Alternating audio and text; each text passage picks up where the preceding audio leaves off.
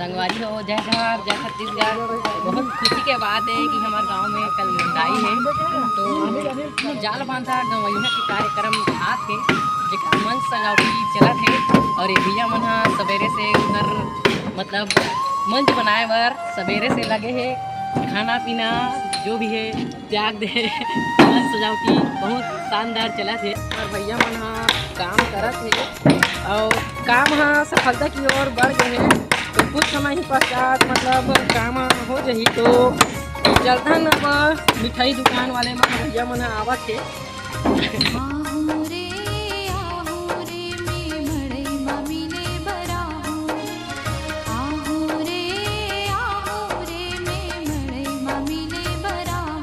तो ये छोटे छोटे लड़का मन बहुत खुशी से मतलब हाय हेलो करत है, मड़ई के उत्साह मनात है।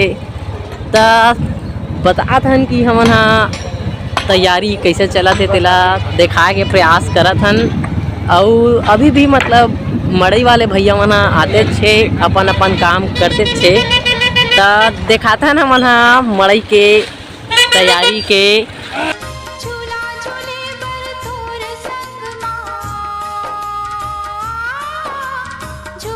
तो चलता ना मन सब्जी भाजी की ओर। का रंग रंग के सब्जी भाजी आ है रे भैया मन सब अपन अपन पसरा लमाए बैठे है।